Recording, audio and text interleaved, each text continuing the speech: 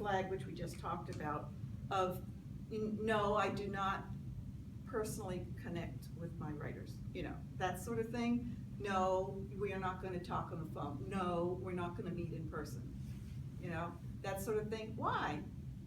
Why, you know, why won't they do that? I think that's, you know, you just steer clear of that, okay? If, you know, I work with people in California, I have clients in New Zealand, you know, they've never met me, but we talk on the phone and we brainstorm and stuff, okay? All right. So, any questions so far? So I'm gonna be throwing a lot at you, and I just, yeah. Way in the back here. You mentioned before how editing is not so great in traditional publishing houses anymore, Yeah. which is consistent. Yeah. I know of authors' experiences, but I'm wondering, is there a way that you can, as a writer, work in outside editing somehow? It seems like it might be a Yeah, that's what we're talking about here. Because even people who are now, there are a lot more people who have been published in the past. They're finding it harder to sell their material for one reason or another. And so now what they are doing is they are hiring pre-publication editors. Okay, just as an unpublished person might hire a pre-publication editor. Yeah. Is there a way to sneak them in once they've done the professional editing in the publishing house? What do you mean sneak them in? So you've had a content edit done by, say, it's HarperCollins. Yeah. HarperCollins did the content edit, and you feel like it's still not quite there. It's still not, okay, I see what you're saying. Okay, like, okay, so you've got the contract, the book's in-house, the edited version comes to you and you go, I'm still not really happy with this. I think they glossed it over. Because I was feeling really good for a couple of years there because you know, I was used to getting from people like Ellen Krieger at Avon, I was used to getting these 3-page, 4-page, single-spaced revision letters and you know, really detailed editing, and that would come back to me and I would work on the manuscript more and it would go back to her and they'd edit it again. And then all of a sudden I started getting manuscripts back which were so-called edited, and there were hardly any marks on them. And I thought to myself, well, gee, I must be getting really good here. You know? So, but you know, but you expect people to find things that you don't see, you know, in your work.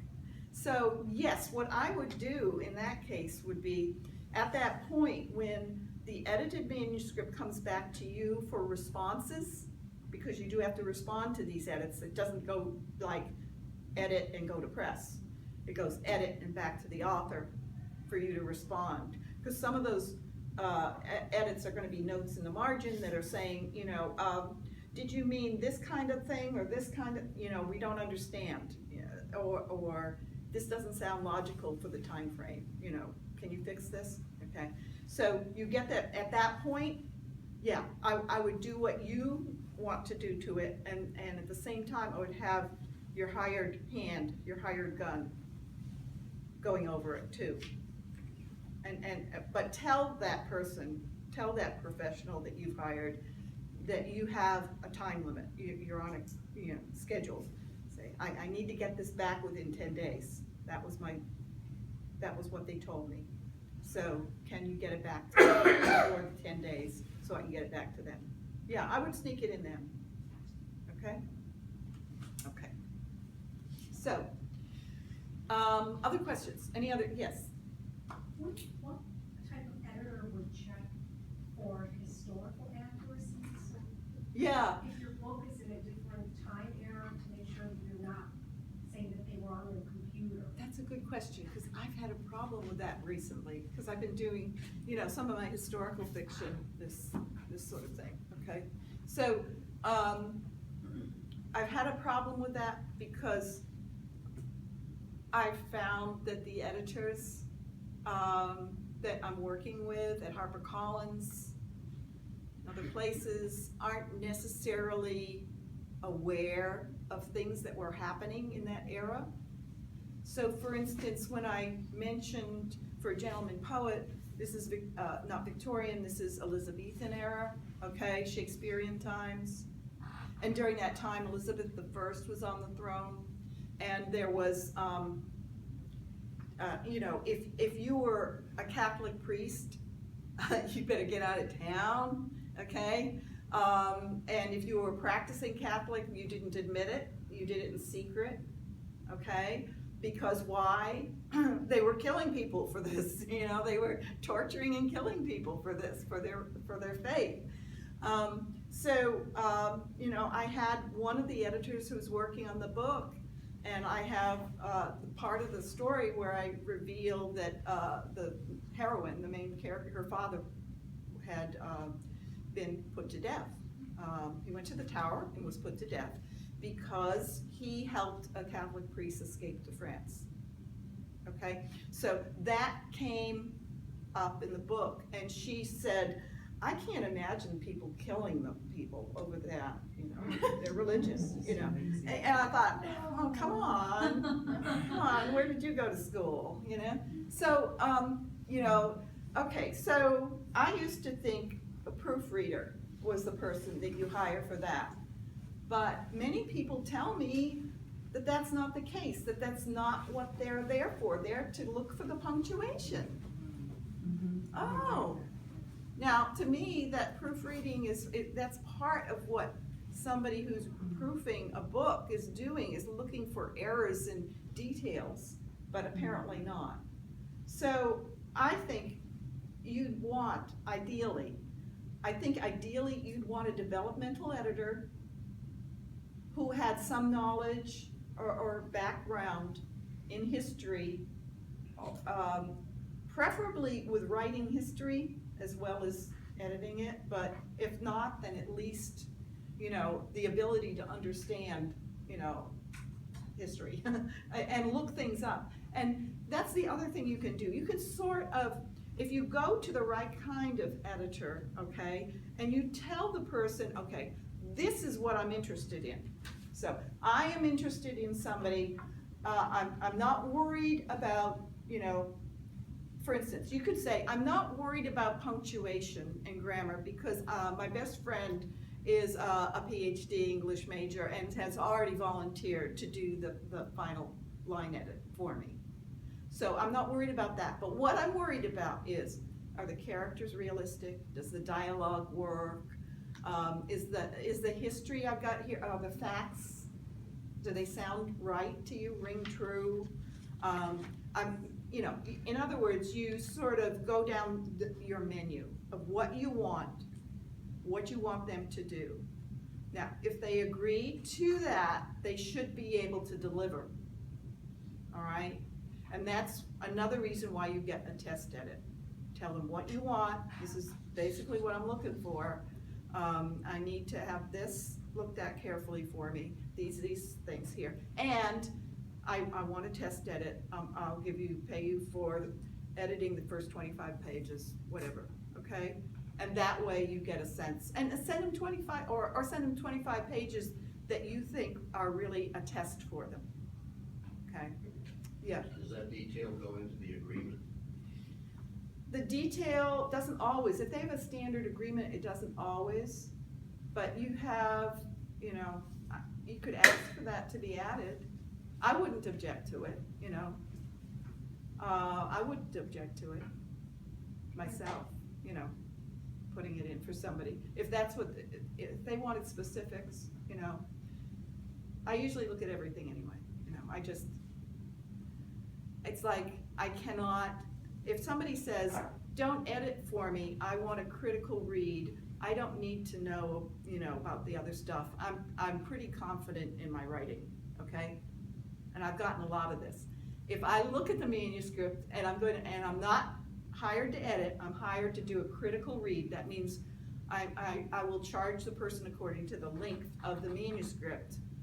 You know, if it's gonna be an 80,000 word manuscript, you know, 5 hours. If it's gonna be 120,000 word manuscript I'm reading and critiquing, it'd take me 6 hours, or, you know, however, okay? And that's what I would charge them. But as I'm reading, if I see that this person has no clue how to write dialogue, okay? I'm not hired to edit. What I'm gonna do is I'm going to take a page or two and I'm gonna edit it on my time and show them how to write their dialogue, because they don't know how, Cause I can't give it back to them and just say nothing about it, right? I wouldn't feel right about that. So I would mention, you know, the same thing, you know, if I saw really basic flaws throughout the book, even though they hadn't expressed a concern about that sort of thing, it would go in my report. I would mention it. So you take a holistic approach then? Yeah, I do. I mean, I can't see, you know, the person's goal is to get this good enough to be published, and I'm gonna hold back information. That's not gonna make me feel good. I can't sleep at night doing that. So I have to look at the whole thing anyway. Am I gonna fix it for them? Am I gonna edit it for them, you know, and not charge them? No, no. I will tell them, these are the problems. So, but a lot of times, you know, people just are unaware. And once you tell them, look, this is wrong, the wrong way to do this, this will make it better, then they'll learn. It's a learning process, okay? They'll learn, and then they'll go back in and do it themselves. They'll fix it themselves to the best of their ability. And then it's up to them whether they want a more fine-tuned edit or look at it, you know, that's it. Any other questions? Yeah. Almost everybody we talk to recommends against doing your own editing.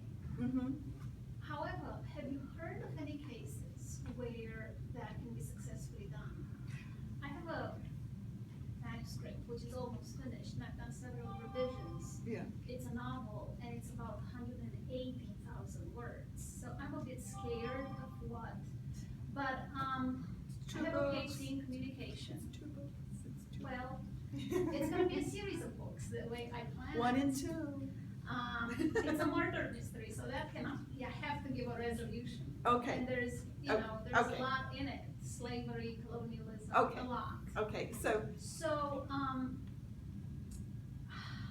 I've done editing yes, for academic journals. I have a PhD, I have friends with a PhD. Yeah. Who agreed to read this book. so Some of them are I would writers. myself be happy coming to you for a final proofread, or a final line edit. That's, you know, that's what I would do. If I were, you know, in the market for somebody to do, that's that kind of edit, okay? We're talking about a couple of different things entirely here, okay? So for right now, I'm in the middle of a 6-week course at the Writers Center that I'm teaching on revising. This is an editing process, but it's revision. It's looking at 12 separate elements to start with. They look at a list of like 12 separate elements that they need to look at in their book, that their novel must have. And these are the sorts of things that, you know, like length, okay? Because you really do need to be planning these days. Editors are wanting around 85,000 words. That's what they're wanting for a first novel, okay? They're looking at things like consistency of characterization. They're looking at setting details, amount of dialogue, balance of dialogue, and, you know, so you know where I'm going with this. This is all stuff that, but a lot of times people, until they're told that this is really part of the self-editing process, looking at all those things, people don't understand. They still think that the term editing means fixing the periods, and that's it. So, No, I understand that, Yeah. but still, I think that until you actually open a book and you see the writing, the Yes. style and the quality of the writing, yes, you don't know if it's too long or not. right. Some books are too long at 50 pages, you know, it's just. Well, you're talking about the readers. The readers, reader. but also an agent, you know, they open a document and, you know, you read a couple of paragraphs and you say, I'm not interested. They're gonna ask you right up front, what's the word count? Yeah, I know, and I've read a lot of books lately who are rather long, Yeah. and Are they first novels? some of them, I think that's the difference, yeah. okay? I think that's the big difference. It doesn't mean that your book won't be picked up by an agent, okay? But the agent may well say, I want you to do massive cuts, I can't sell it at this length, okay? Or not, they may not say that.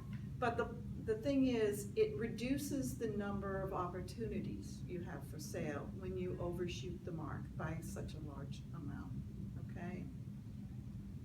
In my class, I've got a fantasy author, and his manuscript is 220,000 words, okay? And he's in the revision class. And I just emailed him an answer to a question this morning. He's saying,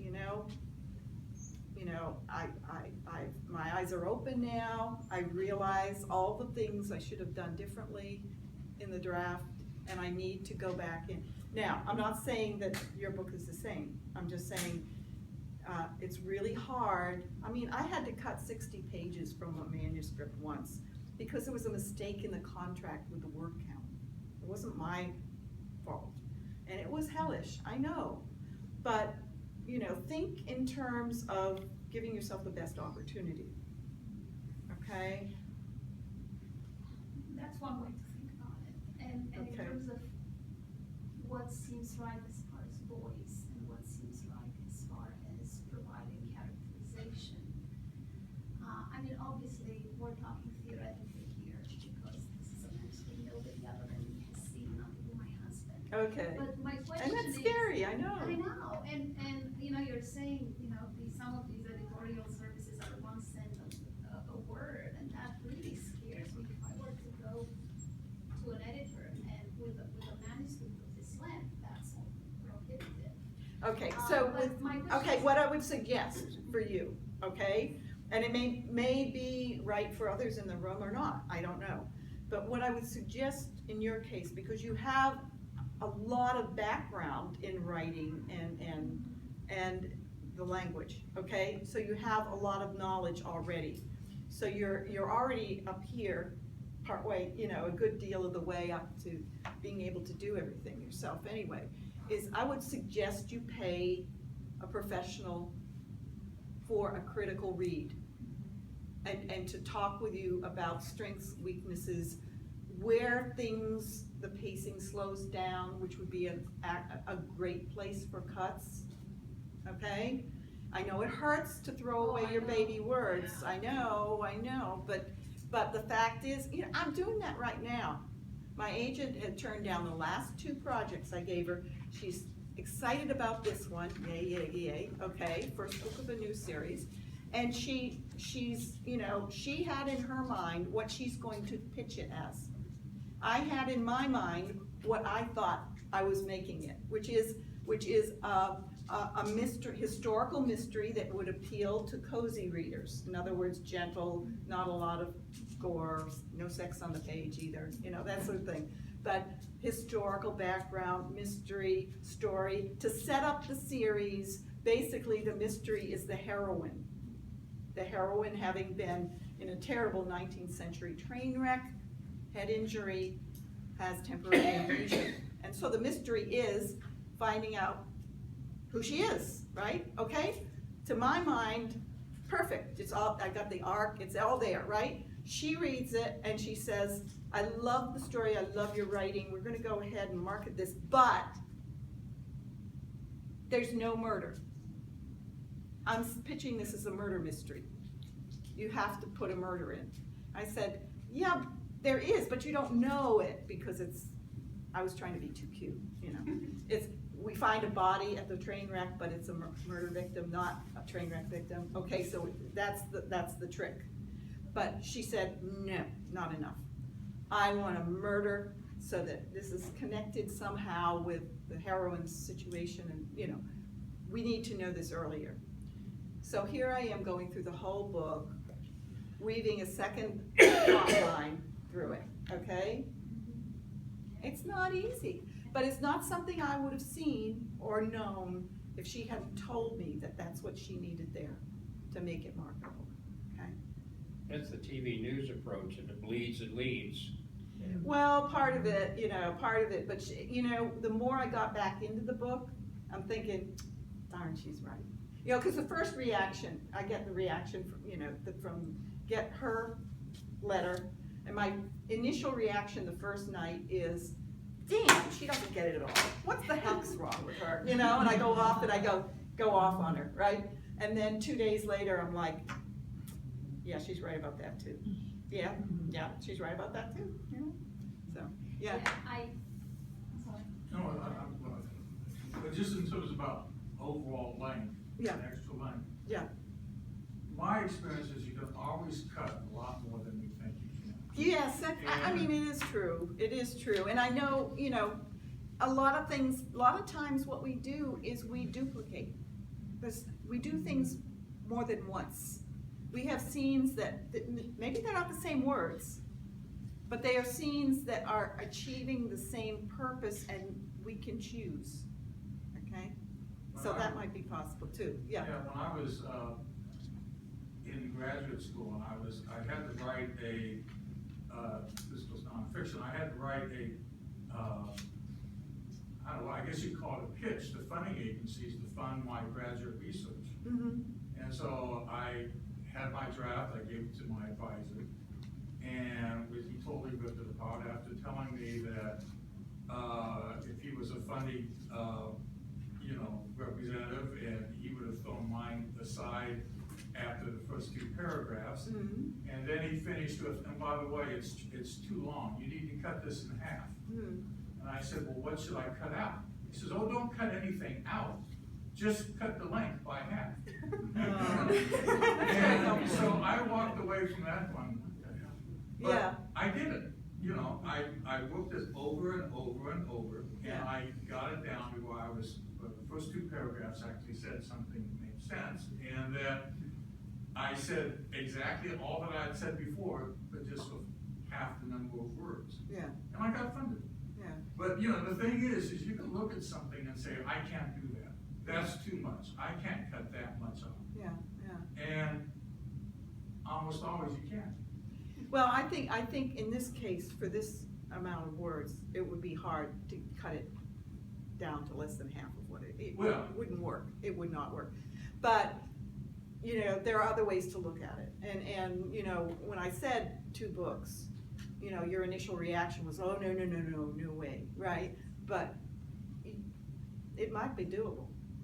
It might be doable, especially, you say it's gonna be a series, you know? There might be a way, okay? So, don't close your mind to it, all right? Okay, I'm gonna move forward just a little bit, because I wanna make sure that we get everything in.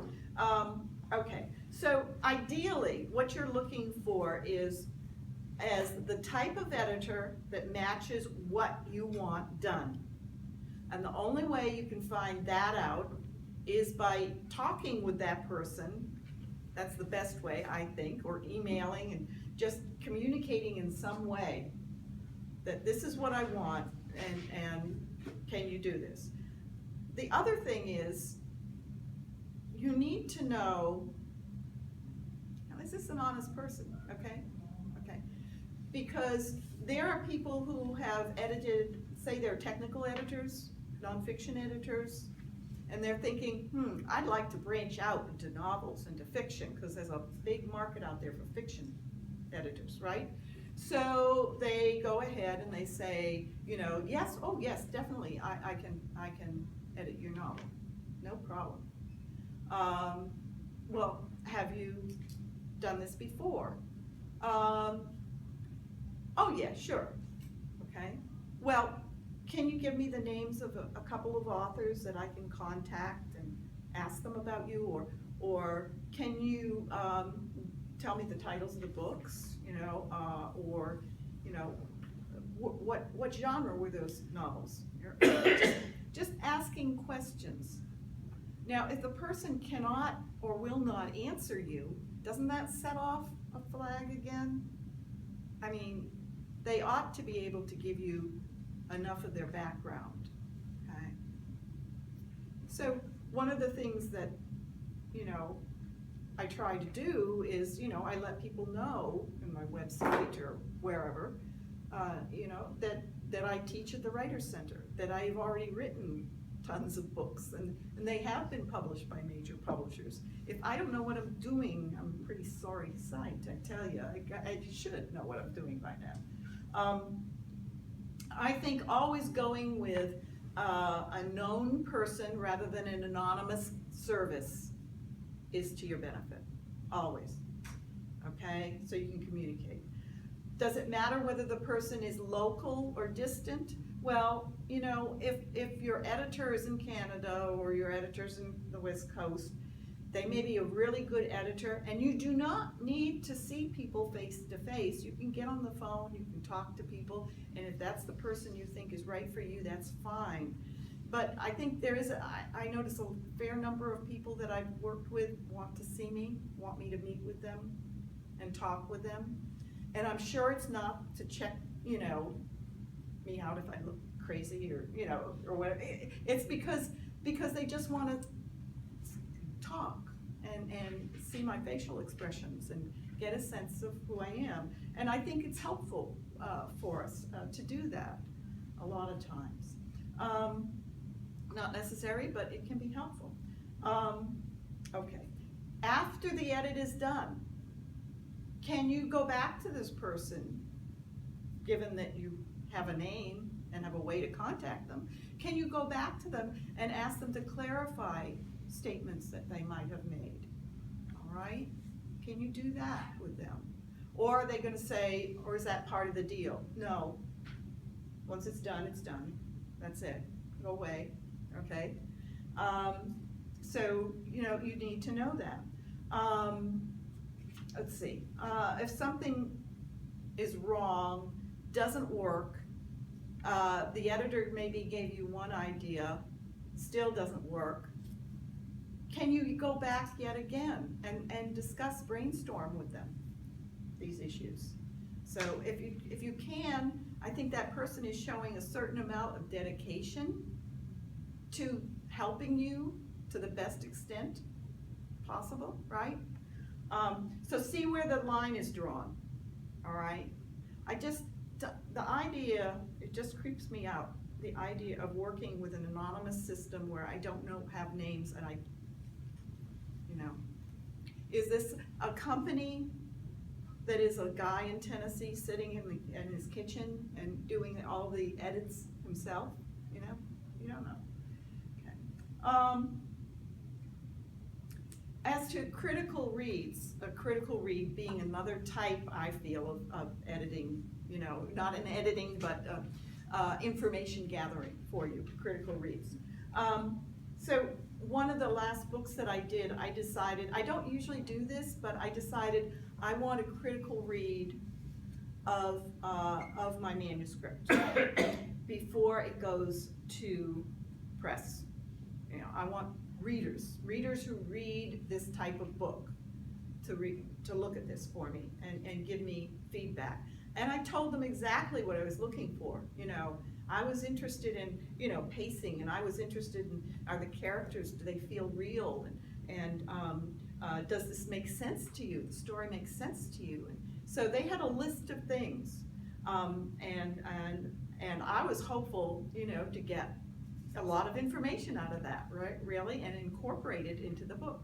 So out of the 4 people that I gave the book to, one of them happened to be a professional editor.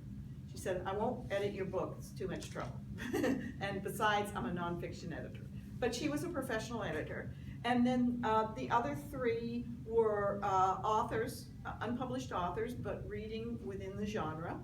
And so I got back information from all 4 of them, okay? So one of them came back the day before the deadline I'd given, that I needed it back, the day before, and she said, I really loved it, it's great. That was it. That was it's no help whatsoever. I suspect she didn't read it. And she knew she had to say something, you know, because I had the deadline. Okay, so 1 out of the 4. I had 2 people who gave me some really nice feedback, okay? But it was very pointed in one direction or another, and it didn't really address all the issues, okay, that I'd asked for. But they were trying. They were trying. They were helpful. and I'm very thankful for that. And then the professional editor couldn't help herself. She absolutely, she couldn't help herself. She came back with 3 pages, single space, this, and I'd like to see this worked really well, this, I just didn't get this. I mean, she just really went through and commented. No, she didn't edit, she told me she wasn't edit, but she did go through and she told me things that she thought could be improved or altered in some way, okay? So that's the difference. If you get friends to critically read or other authors, that can be good if you choose carefully, okay? Choose carefully though, because I'm here to tell you, I've had more students come into my class who said, well, when I was 25, I was writing and I loved my book, and then a professor or somebody read it and they said I was no good and I might as well give it up, and I did. And it's heartbreaking. It's heartbreaking. And now 30 years later, they're back taking a course and wanting to be writing again and loving it, you know. All those years thinking they couldn't, you know. That's sad. So be really careful who you give your work to. You know, if I give for a long time, my husband would not read my books. You know, I'd already published quite a few books before we met, and he would not read my books. And I finally said, why won't you read my books? And he said, because I'm afraid if I don't like them, I will have to say so. He's just one of these people who's just dead honest, you know, and he was afraid to read because of that. And now he does, occasionally, when he's in the mood. Yeah, now he does.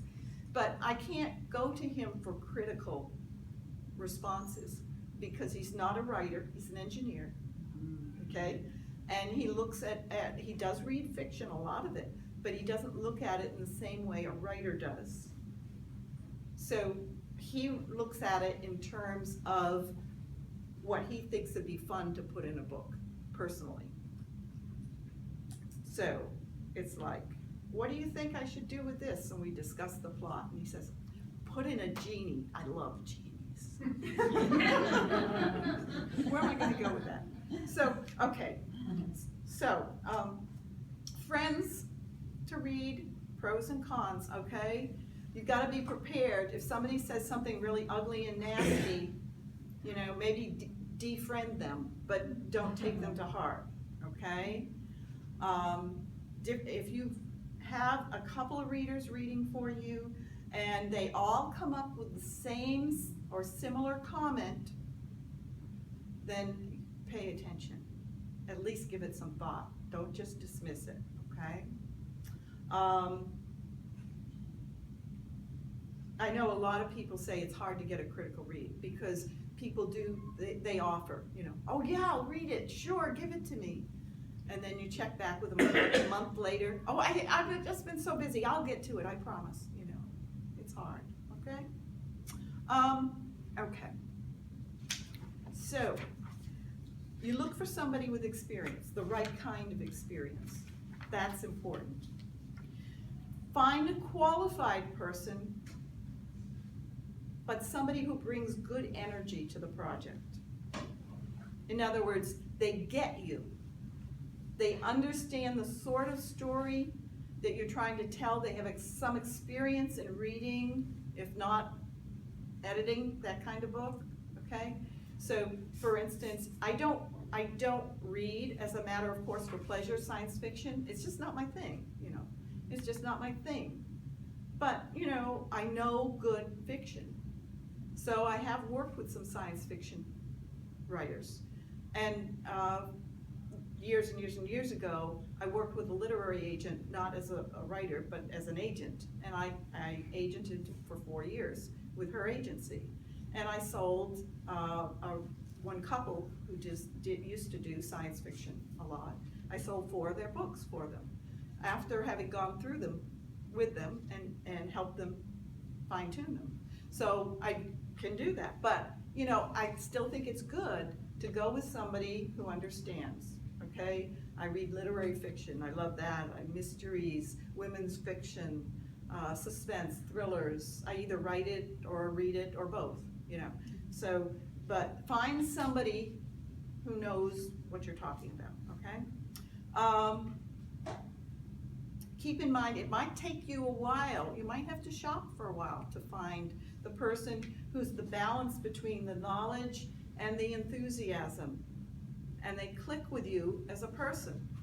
And that's why the tryout's important. You could try out 3 or 4 different people that you think might work, you know, and think, you know, yeah, it's gonna be an expense, but, you know, if you find somebody, you know, there's a woman out in California and she's, you know, I've been working with her for the past 4.5 years because she's prolific and she writes like 2 books a year.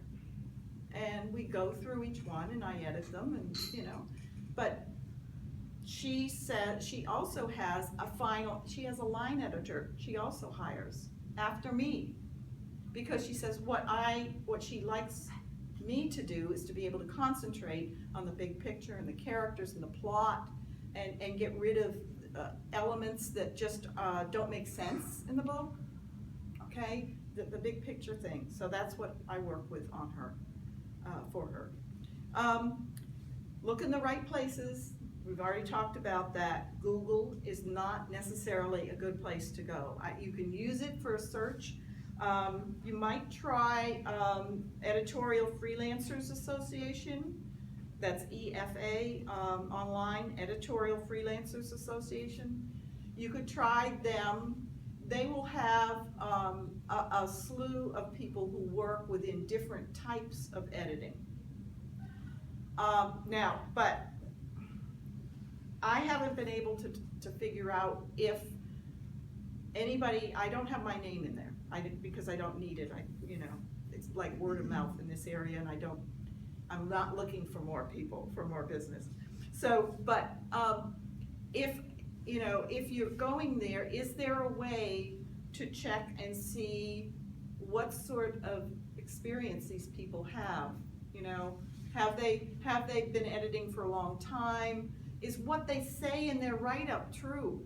You know, I don't know how to do that. So you might be a little cautious about that, and that's why the test run works. Yeah. So I'm a member of the EFA, and okay. so then you do contact them directly. Yes. And it's a direct, you need to vet that person. The fact that they're associated with the EFA is good, but they have not been vetted by the EFA. Okay, good. So you need to do all of the usual things, but this is a great place to get names of people, and they will have their resumes. Excellent. So, Good. but still do the vetting that you would normally do with an Excellent. editor. Good. I'm glad you said that because that'll help me advise other people too.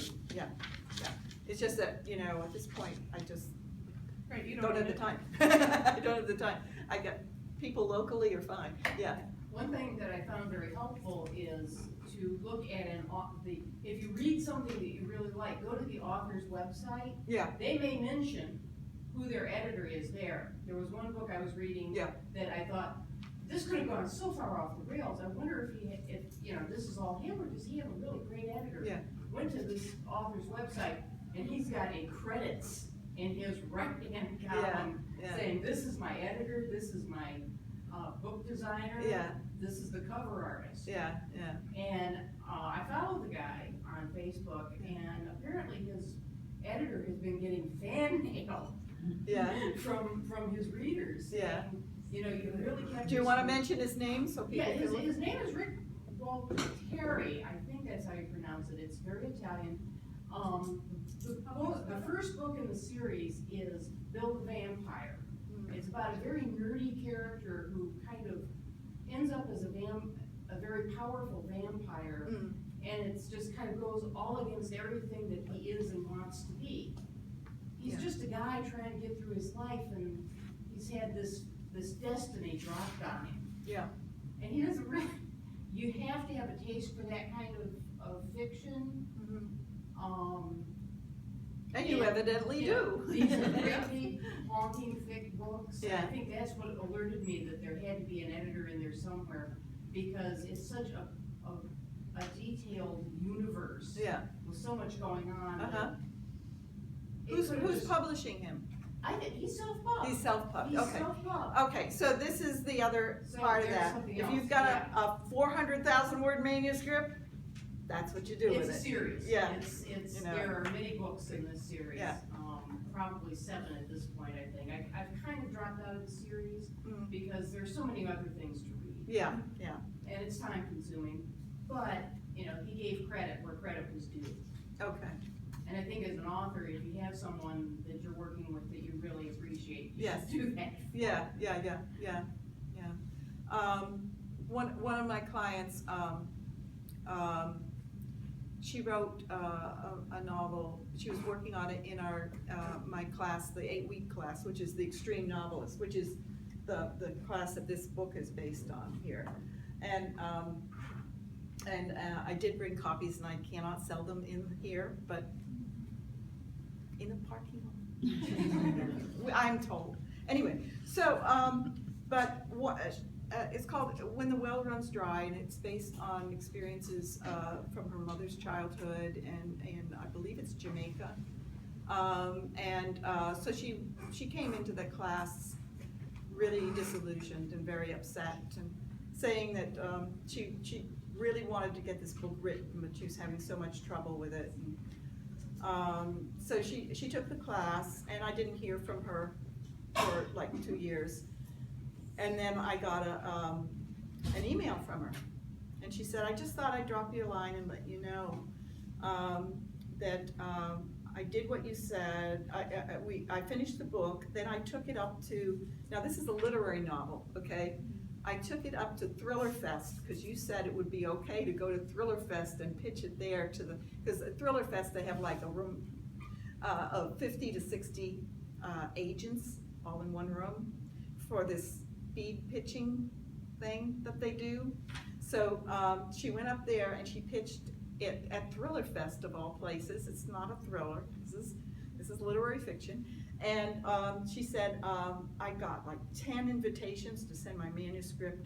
I had 3 agents fighting over me. I settled with an agent. It went to, I think it was Simon Schuster did it, I think. And it was a recommended book on O Magazine, and reviewed by the New York Times. And so, you know, it's doing the stuff that you need to do and being persistent. And she really hung in there for it. But the thing is, she said, even after I worked with you and everything, and this is gonna happen, she says, I went to we sold the book and everything, and then the editor there made me do a whole lot more stuff to it. And I said, well, good, yeah. And it made it better and better each step along the way, you know? So, yeah, you want to find people who know how to help you, is basically what you're doing. Okay, I wanted to see if there's anything else I needed to tell you about this. You know, I just want you to use your head, you know, use your head. It's the same thing when you're looking for an agent. You know, finally somebody says, I love your work, I want to agent you, and you go, oh yeah, where's the contract, let me sign, you know? It's so easy to do, but that's another area that you just gotta be darn cautious about, okay? A lot of problems out there, yeah. So, okay, to ask questions right now? Yeah. Okay, so I wanted to know if the things that you've informed us about today also track to nonfiction, or should we really focus on finding editors who really specialize in nonfiction, specifically like creative nonfiction, self-help, genre, etc.? Yeah, I would find anybody as close as possible to what you're doing. Okay. You know, for instance, you know, I will work with somebody for creative nonfiction. That's creative nonfiction because that's a blend of fact and fiction, storytelling, adding fictional elements, you know. If we're using creative nonfiction, for instance, to do, to have historical character, well, like this, I mean, I guess you could argue this, because it's, you know, the heroine is one of Queen Victoria's daughters, okay? And so they're real people, Queen Victoria, her family, people who really that's existed. historical fiction. It's historical yes? fiction, Okay. but it's the type of historical fiction that really Has is a lot of a factual lot of information. fiction in it and some facts and, you know, it's where you are on the scheme of things, right? Because you have historical fiction that is everything but footnoted, Gotcha. and they never Yeah, put yeah. anything in except it was in a journal or something. And then you have, at the other end, alternative history, which is, you know, World War II, the Nazis were partnered with, let's see, England, and we were partnered with Japan, and Japan won the war, or, you know, however, you turn it on its head, and you write something really weird that way. But I'm in the middle there, okay, a blend. So, but with nonfiction, if somebody was doing, say, a self-help book that had to do with psychological issues, or say with you know, reorganizing your life, finding a new job, total, you know, anything like that, you know, I'd say, you know, you better find somebody else, not me. You know, Sure. because that's not my thing, and I just don't have the experience to be able to give you the feedback you need. I'm not a nonfiction Sure. person. Yeah. Questions? Everybody knows everything now. Oh, this is great. Yeah. What about self-publishing? Yeah. Is that coming in vogue just with all the online? Already there, yeah. So, okay, so I'll tell you what I know now, because it changes daily. So, because publishing, some of the big publishers are shrunk or combined and all that, there are fewer places with the big publishers now. But that doesn't mean that there aren't other places for books, you know. And I would never say, don't try for the big guys, okay? I would always go for the big guys first, you know, I would definitely. But the point is, if it doesn't work, then there are other places you can go. So there are regional presses, there are small presses, academic presses, and now we have this influx of people from the traditional publishing world, traditional meaning HarperCollins, Simon & Schuster, Macmillan, all those guys, okay? So we have this influx of people who have been working in that industry, who are editors or vice presidents or whatever of the big publishers, who are now either they got laid off, they got fired, they threw up their hands with it and said, I'm getting out, or whatever. And they have stepped out, and now they have started their own presses, some of them. Which is very interesting, because they know how to do it. And so sometimes when you can find one of those, you can get in relatively early, you know, because they're only going to be publishing for their first couple of years. They might only be publishing 3 books or 10, or, you know, that's it. That's all they're gonna do. And they do you know, they really focus on those books. So there's that. If you are a graduate of a university that has a press, their own press, then depending upon what that press does, what they specialize in, what they're looking for, you know, that might be a good in, because you're a graduate, you know, you're an alumna. So that's a possibility. There are, okay, so to give you an example, these are HarperCollins books, okay, these 2 here. But when we started getting the cutbacks, and HarperCollins decided, no, we're having a hard time, we're not getting the sales we want from the historical fiction, so we're gonna really cut back on that, okay? So now we're not gonna give you a new contract. So it was like, well, I still want to do more books. So I went to Diversion Press, which is was a small startup, and they did 2 more historical novels in this line for me, in this line of the series, okay? So we could do that way. Then I wanted to do some really fun stories that were contemporary thrillers, and I wanted to do a series with a strong female lead, and do these books. So I started working on the Mercy books, and we have one that's gonna be raffled off. This is number 2 and 3. But the Mercy books are all about, her name is Mercy, okay, and she's the wife of an American diplomat. And so that's how we move her around into various circumstances. And she's basically based on Valerie Plame being outed. Interesting. Okay, and I met Valerie a couple of weekends ago, which was really fun, and told her, "You're the basis of this," and she went, "Really?" But she's writing her own books now. Of course, she has to, right? Yeah. So anyway, those are self-published.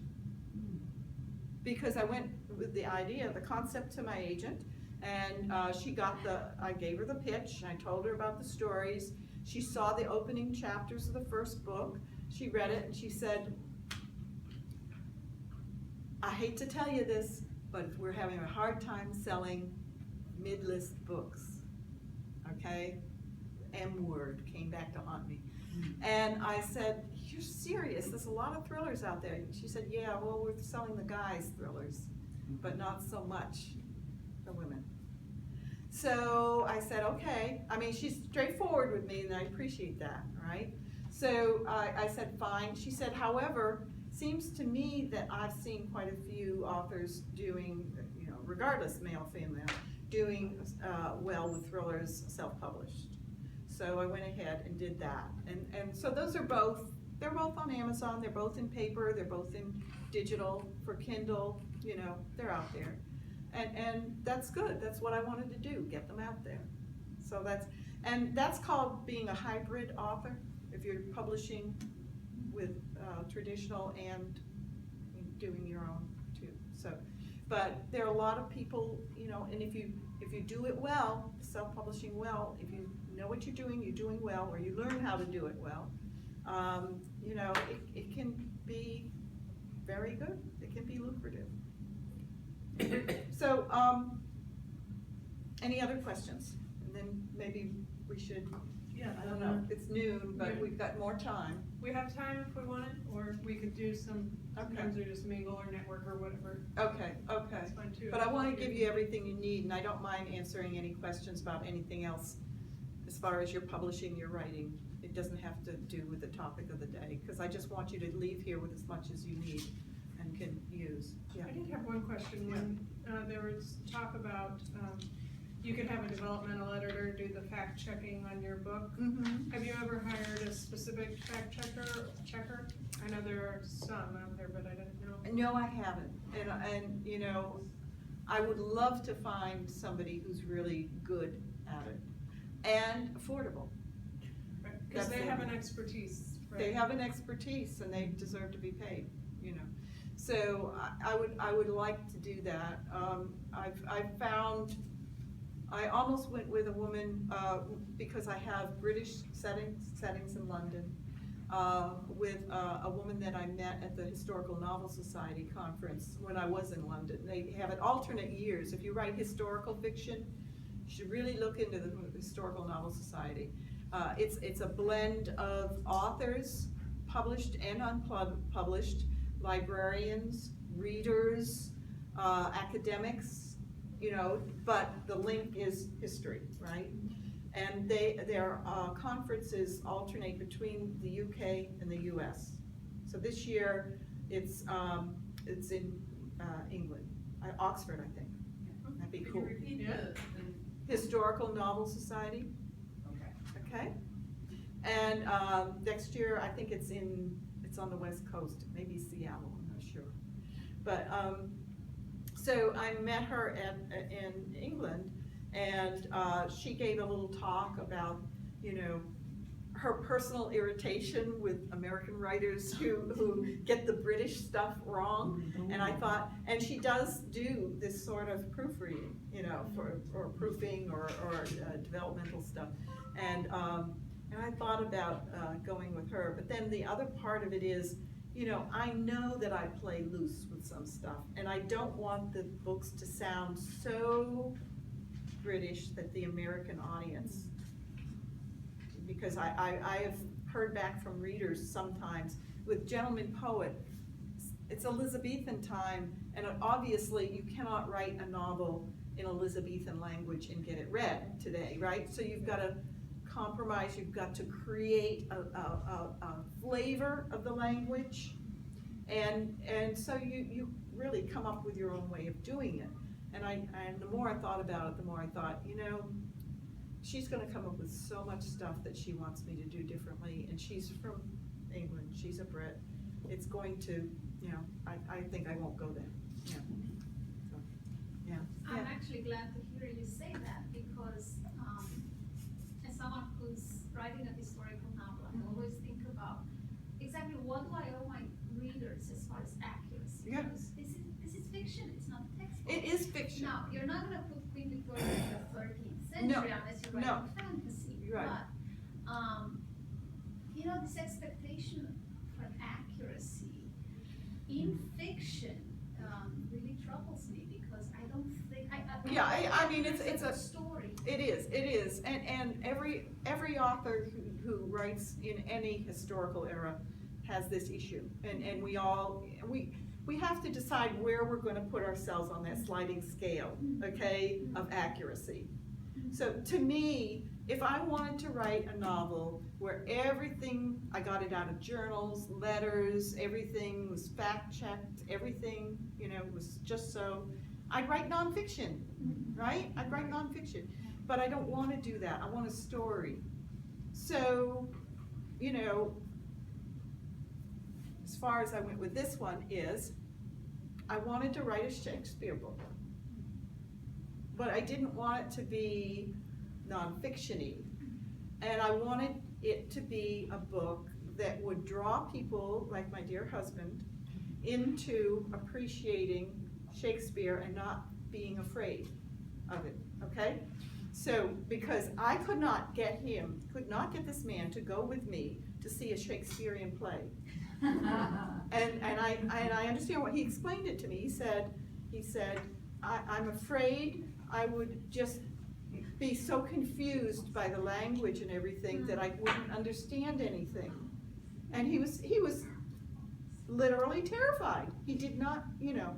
So I managed to drag him to something they were doing at the Kennedy Center, which was sort of a no props, no scenery reading type of thing with some really good people in it.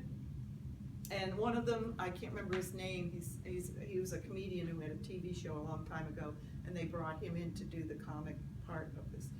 And he just was rolling on the floor. He was just hysterical. He was just so entertained. And then we started going to some of the plays at the Vulture.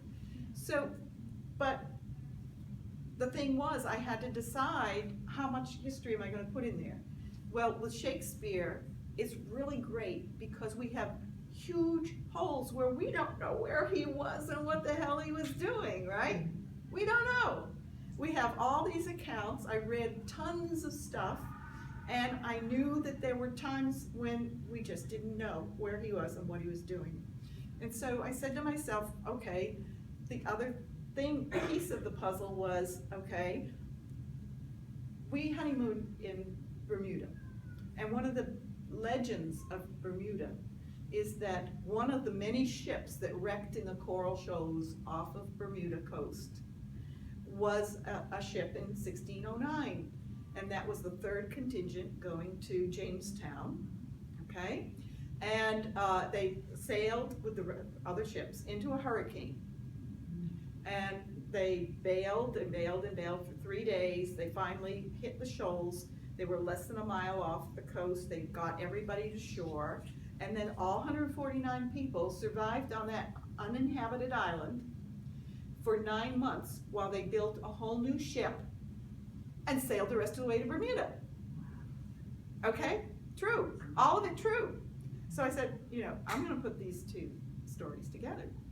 So Shakespeare, we think, we don't know, but Shakespeare, maybe toward the end of his career, before he wrote The Tempest, which by the way is based on the account of that shipwreck, before he wrote The Tempest. Maybe he got out of town, because he had to, because things were pretty tough for him, and it was dangerous, actually, in London, for a period of time. So maybe he had a last great adventure. Maybe he was on that ship. Maybe he was the person writing the account. Okay? So that's the fantasy. So we have him there. So that's the, you know. Have I ever gotten a letter of complaint about putting Shakespeare on the ship? I was really worried. I was really worried because all these academics were gonna come at me, right? All of these people were gonna come after me. Never got one letter. But I have gotten letters from 3 different people who said they were so tickled to have a story for their ancestor because Elizabeth, they went back in the family line, and she was their great-great-great-great-great-great-great-grandmother, right, going back. They had that. So, you know, you just do, and you put the disclaimer in there. You know, you put the disclaimer at the front of the book. It says, this is fiction, the product of the, what did I put in here? I don't know. HarperCollins probably did their own disclaimer, but I've done, yeah, this is a work of fiction. References to real people, events, establishments, organizations, or locales are intended only to provide a sense of authenticity and are used fictitiously. All other characters and incidents and dialogue are drawn from the author's imagination and are not to be construed as real. You just, you know? So you've gotten letters from people saying that your fictional character was there? No, she's not fictional. Oh, I she's took her not. from the Ship's Manifest. Oh, wow. Okay. Elizabeth came from the Ship's Manifest, as Okay. did You gave her a the letter. cook, as did the governor who's on board the ship, the new governor for yeah. So I used a collection of real people who really did exist and used them, and you know, and it was wonderful. It's great writing don't you love it? Because you know, it plots itself. You've got a plot.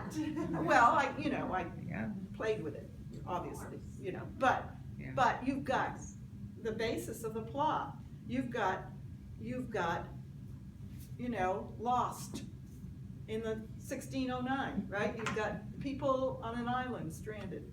And nobody's still alive to dispute you. That's right. That's right. You're all gone. You're all gone. Too bad. Yeah.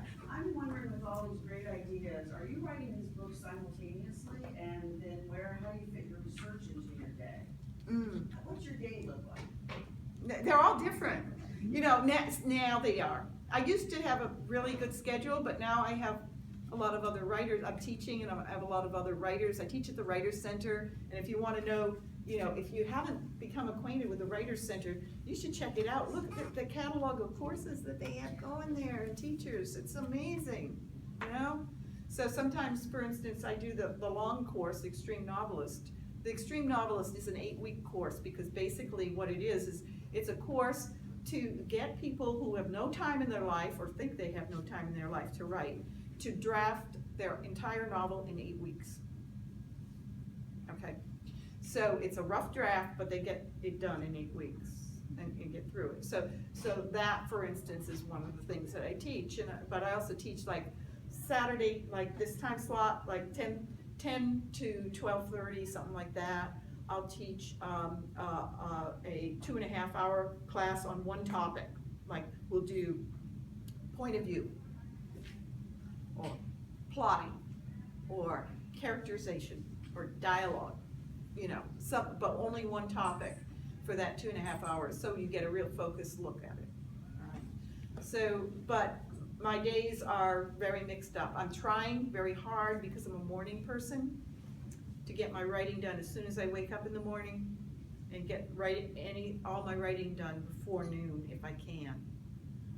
Right now, I'm really pushing my time. The last few days, the last 2 weeks actually, I've been just writing through most of the day, except taking time out for my clients and my teaching.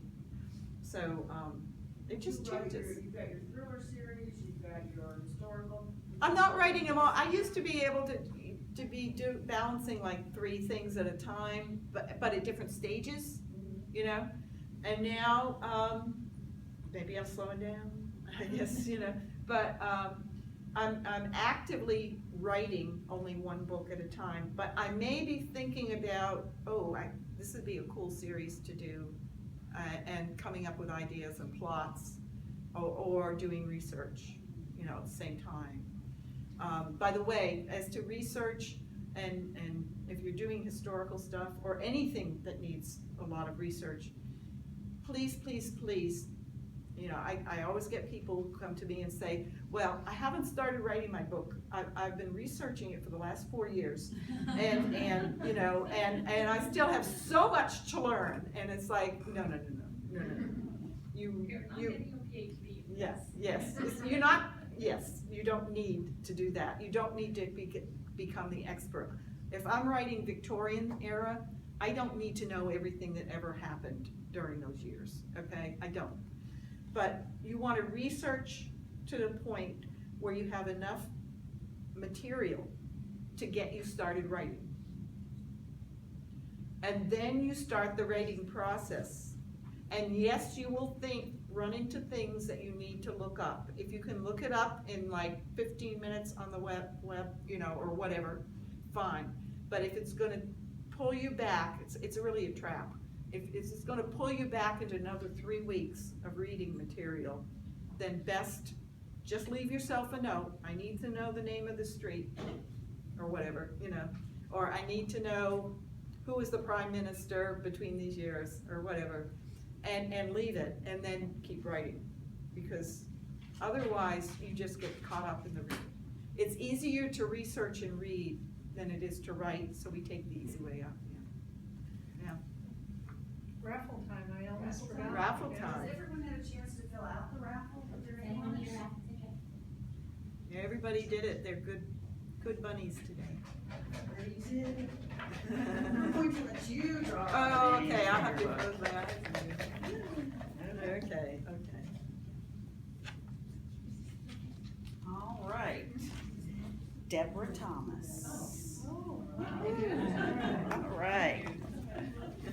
Well, thank you. Yeah, you're very welcome. Catherine, that was wonderful, and I just appreciate all your insights.